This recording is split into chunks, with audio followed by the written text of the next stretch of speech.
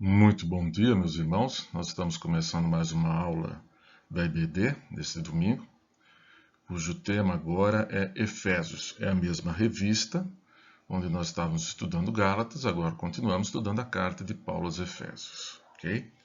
Antes de começar, vamos nos elevar a uma palavra de oração ao nosso Deus e depois nós começamos. Oremos. Santo Deus, nós queremos agradecer pela oportunidade e liberdade que temos de podermos estar estudando a sua palavra. E queremos nesse instante, Senhor, clamar a Ti que nos abra mente, corações, entendimento para a sua palavra. Nos auxilie, assim como também os nossos outros irmãos em outras salas nesta manhã, estudando a sua palavra. Assim nós oramos agradecidos no nome de seu Filho amado Jesus. Amém. Ok, vamos lá. Lição de número 6 da nossa revista, né? Como eu acabei de falar, as lições de 1 a 5 foram no livro de Gálatas e agora nós vamos começar na mesma revista, a partir da lição número 6, estudo no livro de Efésios. O título da nossa lição de hoje é Aspectos Essenciais da Doutrina da Salvação. Alvos da nossa lição: o aluno será capaz de saber, no sentido de compreender, que não há escape para a vida do homem sem Jesus e sem salvação. Fazer, no sentido de descrever os aspectos essenciais da doutrina da salvação. E fazer, no sentido de agradecer a Deus a grande salvação dada por Cristo Jesus. O texto bíblico está em Efésios, os capítulos 1 e 2, sendo que o texto áureo é o de Efésios 2, versos 8 e 9, que lemos aqui a seguir. Porque pela graça sois salvos, por meio da fé, e isso não vem de vós, é dom de Deus. Não vem das obras, para que ninguém se orgulhe. Pois bem, nós vamos começar apresentando para os irmãos um mapa, falar um pouquinho da localização de Éfeso e um pouquinho da história, né? Aqui vocês estão vendo o mapa aqui é daquilo que é hoje o país chamado Turquia, tá? E vocês estão vendo a seta aqui que está apontando Éfeso. Éfeso era uma cidade grega antiga, foi construída no século X a.C., portanto bem antiga mesmo, né? Durante o período do Império Romano, que é o período em que viveu Paulo, né? Essa cidade, Éfeso, foi a segunda maior cidade de todo o Império. Importante porto, né, de grande comércio, grande quantidade de mercadoria movimentavam por toda essa região. Considerada a capital da Ásia Menor. Foi destruída em 263 d.C. pelos godos, uma tribo germânica. Depois foi reconstruída. E depois foi destruída de novo, né? E essa destruição, essa nova destruição, foi por conta de um grande terremoto que aconteceu no ano de 614 d.C. Essa cidade hoje não existe mais, né? Essa antiga Éfeso não existe mais, apenas ruínas lá estão. E essas ruínas acabam sendo um dos grandes pontos turísticos mundial. Ele vai escrever que é um dos mais importantes centros comerciais, religiosos e políticos da Ásia Ocidental na época de Paulo. Okay? Ainda um pouquinho mais de informação.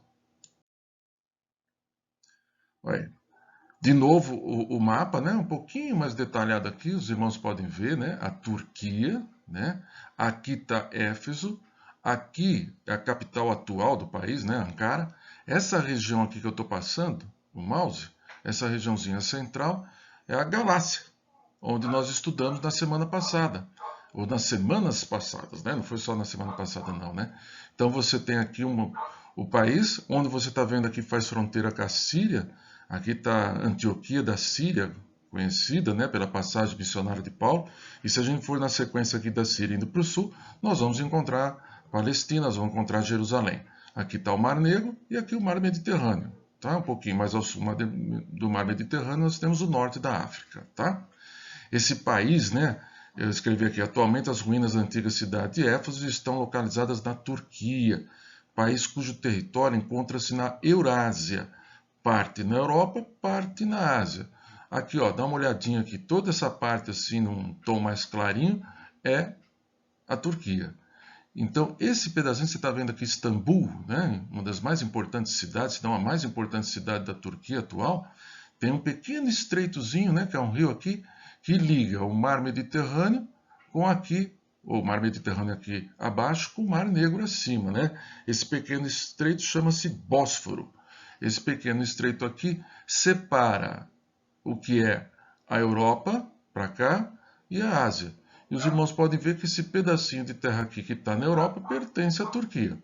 Então a Turquia é um país sui generis, né? Tem um pedaço na Europa e um pedaço na Ásia. Tá? Essa região chamada de Ásia Menor. Está aqui, Éfeso de novo. Né? Uma observação interessante aqui embaixo, ó, 99% da população atual da Turquia é muçulmana. Okay? E agora eu mostro alguns locais, né, de lá de Éfeso, que os irmãos podem estar vendo aqui, né? Rua Arbor, na antiga cidade de Éfeso, nos tempos de Paulo. A cidade possui cerca de 300 a 400 mil habitantes. Ela chegou a ter cerca de 500 mil habitantes. Então, 500 mil habitantes, algo assim, o dobro de São Carlos, tá? Pode parecer não muita coisa, mas para o mundo antigo era uma das cidades enormes. Era a segunda maior cidade de todo o Império Romano. Tá? Não só em importância, como em tamanho também, só perdia para Roma.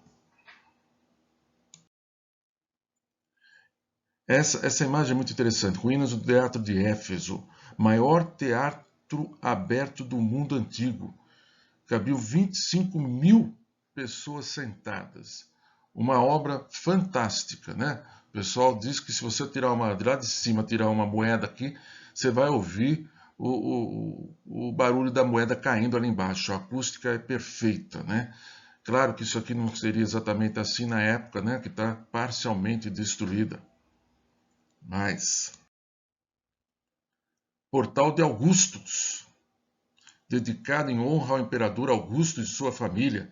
Uma inscrição no portal chama Augustus de filho de divindade. Templo de Hadrian, dedicado ao imperador Hadrian ou Adriano, quando foi visitar Éfeso. Mais uma cena. Biblioteca de Celsus, construída para armazenar mais de 12 mil rolos de pergaminhos, numa época que nós não tínhamos ainda a prensa, né? E nós não tínhamos os livros como nós temos nos dias de hoje, mas já tínhamos importantes bibliotecas. Então veja que também era um centro cultural de suma importância em toda a Ásia e, portanto, em todo o Império Romano também. Aqui nós temos algumas imagens de Ártemis ou Diana, que é a deusa de Éfeso. Ártemis era seu nome romano e Diana seu nome grego, tá? Deusa da caça, da vida selvagem, da abundância e da fertilidade. Veja aí também que, portanto, Éfeso era, dentro do Império Romano, um centro importantíssimo no sentido religioso também. Muitas pessoas passavam por lá para ir até o templo e fazer a sua adoração. E aqui uma das grandes maravilhas, né? É o templo de Ártemis, Diana, na antiga Éfeso. Só que isso aqui é uma maquete, viu, gente? Isso aqui não é uma fotografia real, tá? Maior templo do mundo antigo, 127 colunas com 19 metros de altura. E essa obra é considerada uma das 7 maravilhas do mundo antigo. E aí nós temos as ruínas dos pilares do templo de Ártemis, em Éfeso, destruído em 262 por ocasião da invasão dos godos, como eu comentei anteriormente. Tá? Bom, dito isso, né, mostrado algumas coisas a respeito da cidade de Éfeso, vamos falar um pouquinho agora sobre a carta à igreja de Éfeso. Começando. Introdução. A carta aos Efésios é uma das mais ricas cartas do Novo Testamento. Ela parece uma síntese de todo o cristianismo. Por conta disso mesmo, ela se tornou extremamente importante em todo o mundo antigo e até nos dias de hoje. É interessante que alguns teólogos chegavam até a questionar se teria sido Paulo mesmo que tivesse escrito essa carta, se não foi uma outra pessoa que escreveu no nome de Paulo, né, como se fosse ele. A verdade é porque ele escreve num tom tanto quanto impessoal. Se você pegar outras cartas de Paulo, como por exemplo aos Romanos e outras, ele vira e mexe, ele coloca lá lembranças, recordações para fulano, para Beltrano, né, e cita um monte de nome de pessoas em locais que ele mal tinha passado. Em contrapartida, quando chega na carta para Éfeso, um local que ele tinha vivido por cerca de 4 anos, ele não faz menção de ninguém daquela cidade. Porque ele estava muito focado num princípio, no objetivo da carta que ele tinha, que era escrever aos crentes em termos doutrinários. Então é uma síntese, por isso é considerada uma síntese de todo o cristianismo. Mas essa carta é a carta de Paulo, e nós vemos claramente isso, porque ela teve uma grande distribuição em todo o mundo antigo. Naquela época, os irmãos sabem muito bem, a gente não tinha WhatsApp, não tinha e-mail, não tinha telefone, né? Tinha carta. E assim mesmo não tinha Sedex. A coisa era complicada. Então, quando chegou essa carta, o que foi feito foi ser feita várias cópias. E não foi no Xerox, não, foi cópia manuscrita. Várias e várias cópias para espalhar para todas as igrejas, porque ela era uma síntese de todo o cristianismo, de tal grande importância que ela era. Visão panorâmica da carta, Efésios capítulo 1, versos de 1 a 2. Autor, apóstolo Paulo, porque ele assim declara logo no primeiro versículo. Destinatário, aos santos que vivem em Éfeso e fiéis em Cristo Jesus. Como já falei, Éfeso originalmente era uma colônia grega, mas na época de Paulo era a capital da província romana da Ásia. Era a sede do culto à deusa Diana, como nós também mostramos ali nas imagens anteriores. O que eu acho interessante aqui, a gente vê que nesse versículo é destinatário aos santos que vivem em Éfeso e fiéis em Cristo Jesus. Muitas dessas cópias, quando foram feitas manualmente, né, tirou-se a palavra Éfeso. Aos santos que vivem outra localidade, trocava-se, colocava outro nome. Devido à grande importância que tinha essa carta, que ela deveria ser usada por todos, não apenas por aqueles que eram santos que viviam em Éfeso.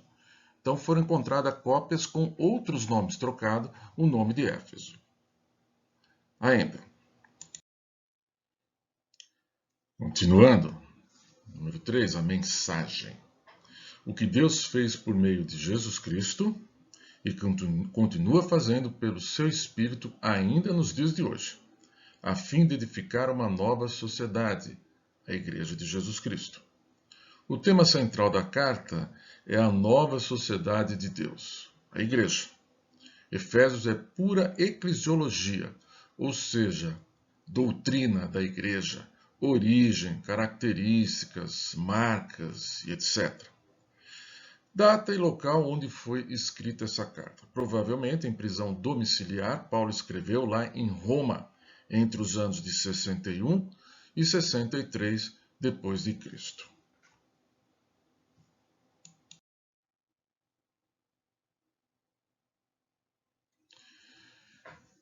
Esboço geral da carta. Então, rapidamente vamos passar apenas os tópicos principais dessa carta, né? Porque é uma aula de introdução e depois nós vamos falar dos primeiros capítulos dela, né?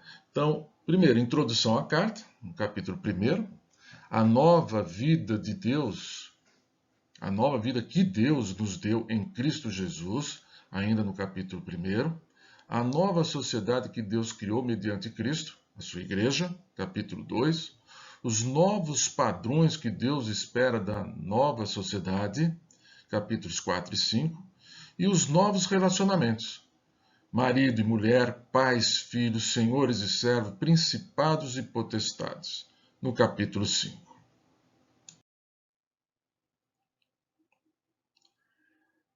E terminando essa visão panorâmica da carta, número 7, saudações. no versículo de número 2, diz: graça a vós outros e paz da parte de Deus, nosso Pai, e do Senhor Jesus Cristo. Interessante, né? Essa saudação, graça e paz. Graça era a saudação grega usada na época, e paz era a saudação hebraica. As duas juntas, né, formam como uma cruz de Cristo une os que nele creem. A associação daqueles que eram judeus, agora convertidos, e os gentios, que não eram judeus, e veio Jesus Cristo para a salvação de todos. Número 2. A bênção de ser escolhido pelo Pai. Efésios capítulo 1, versos de 3 a 6. Eu leio aqui para os irmãos, está na projeção. Diz assim: bendito Deus e Pai de nosso Senhor Jesus Cristo, que nos tem abençoado com toda a sorte de bênção espiritual nas regiões celestiais em Cristo, assim como nos escolheu nele antes da fundação do mundo, para sermos santos e irrepreensíveis perante ele.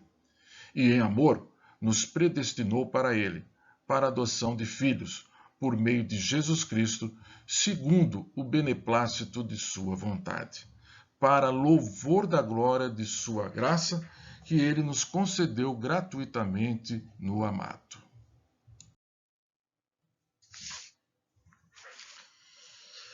A bênção de ser escolhido pelo Pai. Antes que houvesse o mundo, Deus nos escolheu em Cristo. A iniciativa é toda dele. Interessante o que Paulo nos mostra aqui, nos revela, né? Que antes que houvesse mundo, Deus nos escolheu em Cristo. O que isso significa, né? Nós não podemos perder de vista, né, que esse período, né, antes que houvesse o mundo, período conhecido como pré-ciência, período antes do conhecimento, esse período diz respeito à característica de nosso Deus. Nosso Deus é onipotente, onisciente e onipresente. Para Deus não existe o ontem, não existe o hoje, existe o amanhã. Deus é atemporal, ad infinito e contínuo. Deus não tem essa separação como nós temos. Deus, portanto, na sua sabedoria, já sabia exatamente aqueles aos quais seriam dado o livre arbítrio da escolha do sacrifício de Jesus Cristo para serem justificados por Jesus Cristo, para serem salvos em Jesus Cristo. Ele sabia exatamente aqueles que seriam o que escolheriam. Não vamos entender no sentido que alguns interpretam como se Deus tivesse feito a sua criação e tivesse escolhido assim: o João eu vou escolher para ser salvo. O José não. O José vou escolher para o inferno. Deus assim não fez, mas Deus tem conhecimento e entendimento daquilo que cada um de nós, com a nossa liberdade, vai fazer com ela. Vamos escolher o sacrifício de Jesus Cristo ou vamos renegar Jesus Cristo? Perceba que desde a fundação do mundo Deus já sabia de todas as coisas. E a iniciativa, como diz Paulo, é totalmente de Deus. Ele nos tem abençoado, Ele nos tem escolhido, Ele nos tem predestinado, Ele nos concedeu gratuitamente.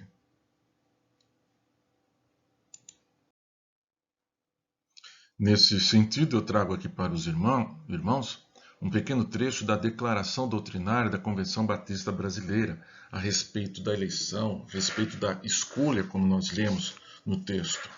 Eleição é a escolha feita por Deus em Cristo, desde a eternidade, de pessoas para a vida eterna, não por qualquer mérito, mas segundo a riqueza de sua graça. Portanto, exercemos nós o livre-arbítrio, escolha, em Cristo Jesus. E desse modo, Cristo Jesus justifica diante do Pai aqueles que assim foram os eleitos, os escolhidos, aqueles que responderam positivamente ao chamado de Cristo. Antes da criação do mundo, Deus, no exercício de sua soberania divina e à luz de sua presciência, conhecimento antes de todas as coisas, elegeu, chamou, predestinou, justificou e glorificou aqueles que, no correr dos tempos, aceitariam livremente o dom da salvação. E ainda no ponto 2, ainda que baseada na soberania de Deus, essa eleição está em perfeita consonância com o livre arbítrio de cada um e de todos os homens. Deus sabe, mas nós não sabemos. Deus conhece, mas nós não conhecemos. E se não conhece, como é que vão aceitar? Nós precisamos falar e apresentar a Cristo Jesus para todo mundo, assim como foi apresentado para mim e para você um dia também, para que possamos exercer o livre-arbítrio para sermos escolhidos, eleitos em Cristo Jesus para a vida eterna. E continuando aqui no ponto 2, as bênçãos, ou a bênção de ser escolhida pelo Pai, nós vemos que somos um novo povo de Deus, né? E há bênçãos grandiosas para nós. Paulo as chama de toda sorte de bênção espiritual. Nós colocamos aqui na imagem, né, algumas verdades importantes sobre a eleição discutidas por John Stott. São elas: a primeira, a doutrina da eleição é uma revelação divina e não uma especulação humana. No Novo Testamento, né, Deus está formando uma comunidade internacional para que sejam seus santos, a sua igreja, seu povo especial. 2. A doutrina da eleição é um incentivo à santidade e não uma desculpa para o pecado. Deus escolheu em Cristo para sermos santos e irrepreensíveis perante Ele. Versículo de número 4. Longe de estimular o pecado, a doutrina da eleição proíbe que nos impõe a necessidade de uma vida santa, separada. Em última análise, a única evidência da eleição é essa vida santa que nós podemos levar. 3. A doutrina da eleição é um estímulo à humildade, não motivo para orgulho. Deus não escolheu Israel por ser um povo mais importante que os outros, mas porque o amava. Por essa mesma razão, ele nos escolheu em Cristo Jesus, antes da fundação do mundo, antes de podermos alegar que temos qualquer mérito. A eleição de Deus é livre, abate e aniquila todo e qualquer merecimento de nossa parte. Todas as obras e todas as virtudes humanas são destituídas. Primeiro ele, Deus assim escolheu. Número 4. A doutrina da eleição toma como resultado a adoção. Na eleição, Deus pretende adotar-nos e nos fazer filhos e filhas de sua família, a Igreja de Jesus Cristo. Que grande privilégio! Mas filiação também subentende-se responsabilidade, né? O Pai Celestial nos disciplina a fim de sermos participantes de sua santidade. Portanto, resumindo e destacando, né, essas verdades importantes sobre a eleição, a verdade da eleição divina deve nos levar à justiça, não ao pecado. A verdade da eleição divina deve nos levar a uma sincera gratidão em espírito de adoração, não ao orgulho. E ainda, em consequência, devemos ser santos e irrepreensíveis perante Ele e viver para louvor da glória de sua graça. Ponto de número 3, a nossa condição antes da conversão, Efésios capítulo 2, versos de 1 a 3. Vamos ler, está na projeção aqui. Ele vos deu vida, estando vós mortos nos vossos delitos e pecados, nos quais andaste outrora, segundo o curso deste mundo, segundo o príncipe da potestade do ar, do espírito que agora atua nos filhos da desobediência, entre os quais também todos nós andamos outrora, segundo as inclinações da nossa carne, fazendo a vontade da carne, dos pensamentos, e éramos, por natureza, filhos da ira, como também os demais. A nossa condição antes da conversão. Paulo declara no primeiro versículo do capítulo 2 que nós estávamos mortos. e mortos, entregue nos nossos delitos. Um passo falso, desvio do caminho certo. Totalmente entregues ao pecado, errando o alvo, não atingindo o padrão daquilo que Deus desejava para nós. Irremediavelmente perdidos. Ainda, declara Paulo, estávamos escravizados. Fazia-nos seguir o curso deste mundo.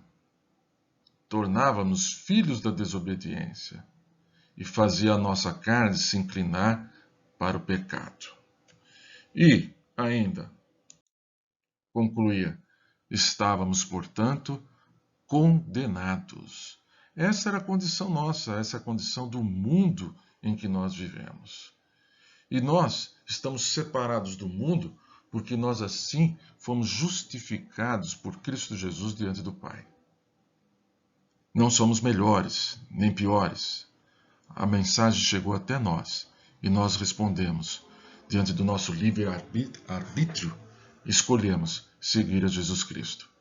Mas essa era a condição de todos nós. Estávamos irremediavelmente condenados. Até que... Mas agora, em Cristo Jesus, a história é outra. Mas Deus, Efésios capítulo 2, versos de 4 a 7. Vamos ler. Mas Deus, sendo rico em misericórdia, por causa do grande amor com que nos amou, estando nós mortos em nossos delitos, nos deu vida juntamente com Cristo. Pela graça sois salvos. E juntamente com ele nos ressuscitou e nos fez assentar nos lugares celestiais em Cristo Jesus, para mostrar nos séculos vindouros a suprema riqueza da sua graça, em bondade para conosco em Cristo Jesus. Portanto, estávamos mortos, mas Deus nos vivificou em Cristo. Éramos escravos, mas Deus nos libertou em Cristo. Éramos filhos da ira, mas Deus nos amou em Cristo. Por isso, qualquer um de nós podemos ser transformados em Cristo Jesus. Pela graça sois salvos. Escravidão, condenação, morte, essa era a nossa condição. Não mais agora. Ponto 5. O que Jesus fez? Efésios 2, 13 a 16. Mas agora, em Cristo Jesus, vós que antes estáveis longe, fostes aproximados pelo sangue de Cristo, porque ele é a nossa paz, o qual de ambos fez um, e tendo derribado a parede da separação que estava no meio, a inimizade, aboliu na sua carne a lei dos mandamentos na forma de ordenanças, para que dos dois criasse em si mesmo um novo homem, fazendo a paz, e reconciliasse ambos em um só corpo com Deus, por intermédio da cruz, destruindo por ela a inimizade. Portanto, o que fez Jesus? 1. Jesus aboliu a lei dos mandamentos. Em que sentido isso? Cristo desobrigou da lei como caminho de salvação e instituiu a graça. O irmão deve lembrar muito bem que nas últimas lições que nós tivemos, carta de Paulo aos Gálatas, Paulo descreve claramente ali qual que é essa relação entre a lei e a graça, né? Ele fala, Paulo, que ele se gloria na cruz de Cristo. E é na cruz de Cristo que nós também devemos nos gloriar. Não na penitência de alguns mandamentos como sendo o caminho para se alcançar a salvação. É pela graça. Jesus Cristo já fez o sacrifício. E nós escolhemos, não de graça foi feita, evidentemente, a salvação, mas pela graça, mediante a fé. Isso significa que a lei não é que deve ser totalmente rasgada e não precisa ser cumprida, mas não cumprida para alcançar a salvação. Portanto, Jesus aboliu a lei dos mandamentos, que era um fardo pesado para todo o povo. E muitos que batiam no peito justificando a lei como sendo o caminho, eram os primeiros a não respeitarem a lei. Então, a graça de Jesus Cristo através do seu sacrifício. Ainda, Jesus criou uma nova humanidade. Em Cristo, judeus, gentios compartilham a mesma nova vida, a mesma liberdade, a mesma salvação. Não há privilégio, não há distinção entre pessoas. Todos nós, sejamos gentios ou judeus, fomos assim chamados em Cristo Jesus para fazermos parte de uma nova sociedade, de uma nova humanidade, a Igreja de Jesus Cristo. E ainda, Jesus reconciliou os judeus e os gentios com Deus. A paz foi estabelecida por Cristo na cruz, reconciliando os judeus com os gentios e pecadores com Deus. Ponto número 6. Quem somos agora? Desse modo, lendo em Efésios capítulo 2, verso 19, que está aqui na minha Bíblia, eu vou ler, não está na projeção, diz assim: assim já não sois estrangeiros e peregrinos, mas concidadãos dos santos e sois da família de Deus. Portanto, agora somos crentes, crentes judeus, crentes gentios, mas somos todos crentes, participantes, herdeiros de Cristo Jesus. Nós somos todos cidadãos dessa nova humanidade, que gozam dos mesmos benefícios, dos mesmos privilégios e, evidentemente, das mesmas responsabilidades em Cristo Jesus. Concluindo agora a nossa lição do dia de hoje, de eternidade a eternidade Deus opera todas as coisas de acordo com o seu plano perfeito, o que inclui toda a história, todos os homens e tudo que existe nos céus e na terra. Todo propósito é cumprido em Cristo, o que significa que cada bênção é concedida aos homens que estão em Cristo. E tudo foi feito, é feito e será feito para o louvor da sua glória. Amém? Obrigado pela sua presença, pelo momento que passamos juntos no estudo da palavra de Deus. E tenham todos um ótimo domingo.